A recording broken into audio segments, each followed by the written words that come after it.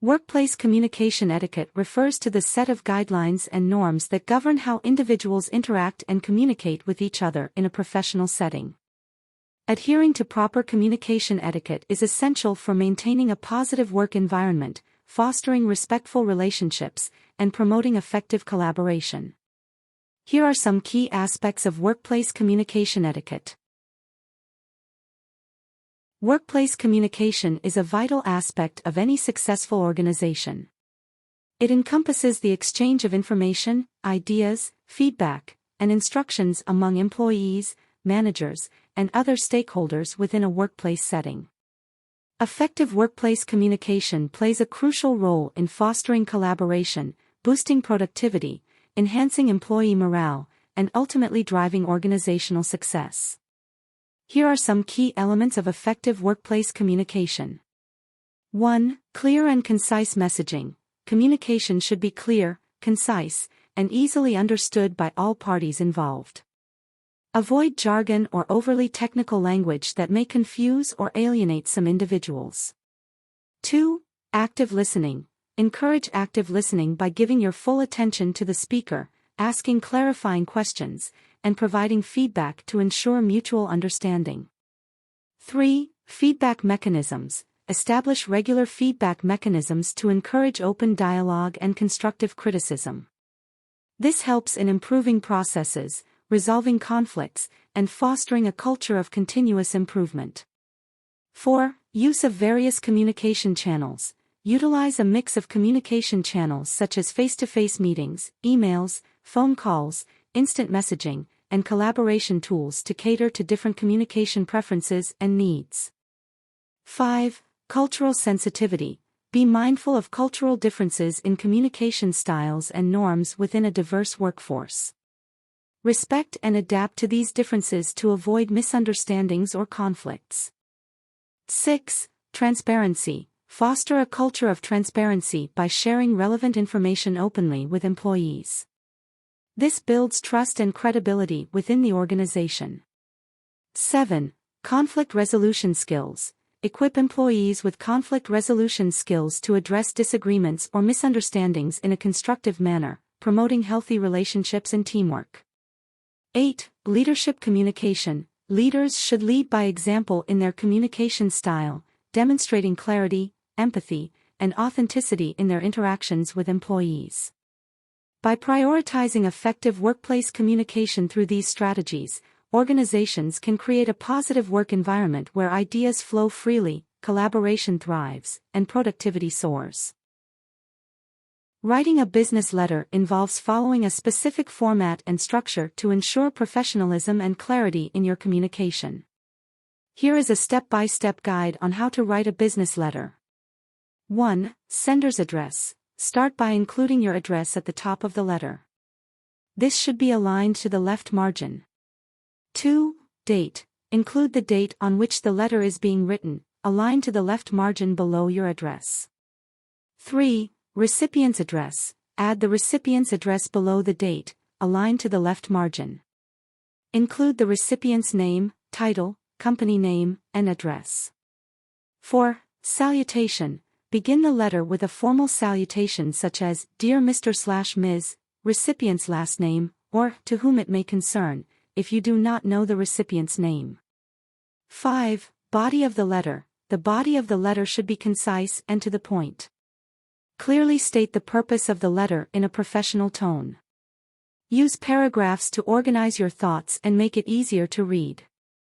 6. Closing. End the letter with a formal closing such as, Sincerely, best regards, or, Yours faithfully, followed by a comma. 7. Signature. Leave space for your signature above your typed name. If sending a physical letter, sign your name in this space. If sending an email, you can include a digital signature if available. 8. Enclosures. If you are including any additional documents with the letter, mention them at the end of the letter by writing, enclosures, followed by a list of documents. 9. Subject line, optional if desired. Include a subject line below the salutation to provide a brief summary of the purpose of the letter. 10. Proofread. Before sending the letter, proofread it carefully for any errors in grammar, spelling, or punctuation. By following these steps and maintaining a professional tone throughout your business letter, you can effectively communicate your message in a clear and concise manner. Email communication is a common and essential form of workplace communication. Adhering to proper email etiquette is crucial for maintaining professionalism, clarity, and efficiency in business correspondence. Here are some key guidelines for effective workplace communication via email. 1. Clear and concise subject line. Use a clear and descriptive subject line that summarizes the content of the email. This helps recipients understand the purpose of the email at a glance. When crafting email subject lines for work-related emails, it's important to be clear, concise, and relevant to the content of the email. Here are some examples of great email subject lines for work. 1. Action required. Review and approve budget proposal. 2. Meeting reminder. Marketing strategy presentation tomorrow. 3. Feedback needed. Project update for client X. 4. Urgent. Deadline extension request for project Y. 5. Invitation. Team building event next Friday. 6. Follow-up. Discussion points from yesterday's meeting. 7. Training session registration open. Enhance your skills.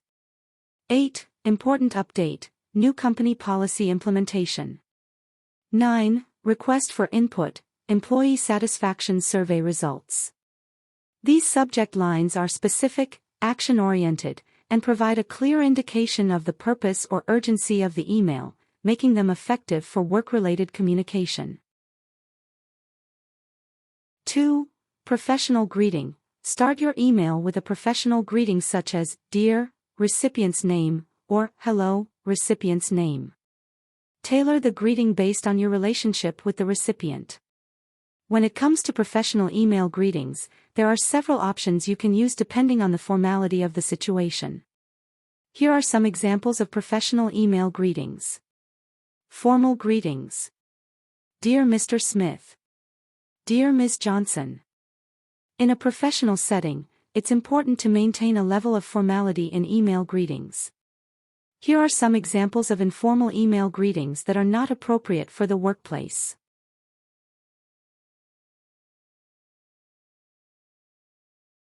An example of an unprofessional email includes elements such as long blocks of text, excessive capitalization, unnecessary use of colors and fonts, poor or ineffective opening line, irrelevant images, videos, or other media, unclear or overused calls to action, CTAs, personal signature image, wordy disclaimers or messages after the signature.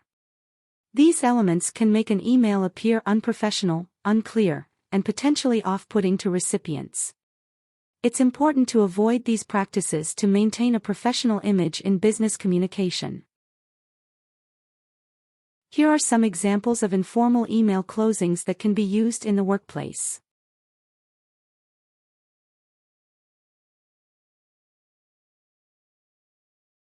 Note, when using informal email greetings in the workplace, it's essential to consider your audience and the level of familiarity you share with them.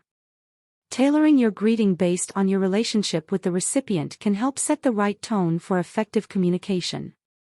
It's important to choose an appropriate greeting based on the level of formality required by the context of your email. For instance, formal greetings are suitable for initial contact with a new client, job applications, or when communicating with high-level executives. On the other hand, informal greetings can be used in more casual or internal communications. Remember to personalize your greetings whenever possible by including the recipient's name or team to add a touch of courtesy and attentiveness to your email. Additionally, consider the tone and nature of your email content when selecting a greeting to ensure it aligns with the overall message you wish to convey. 3. Concise and relevant content. Keep your email message concise and to the point. Clearly state the purpose of the email and provide relevant information without unnecessary details. 4. Professional tone. maintain a professional tone throughout the email. Avoid using informal language, emojis, or abbreviations that may be perceived as unprofessional. 5. Proofreading. Before sending the email, proofread it for spelling, grammar, and punctuation errors. A well-written email reflects positively on your professionalism and attention to detail. 6. Use of CC and BCC. Use the CC, carbon copy, and BCC, blind carbon copy, fields judiciously. CC recipients who need to be informed or involved in the conversation, while BCC should be used for confidential or sensitive information. 7. Attachments. Clearly indicate if you have attached any files in your email and ensure that they are relevant to the content of the message. Double-check attachments before sending to avoid any errors. 8. Response time. Respond to emails in a timely manner, especially if it requires urgent attention or a response by a specific deadline. Acknowledge receipt of important emails promptly. 9. Closing. End your email with a professional closing such as, "Best regards, sincerely," or "Thank you." Include your full name and contact information in your email signature. 10. Follow-up. If necessary, follow up on important emails that require action or response to ensure that tasks are completed in a timely manner. By following these email etiquette guidelines, individuals can enhance their professionalism, clarity, and effectiveness in workplace communication via email, leading to improved collaboration and productivity within the organization.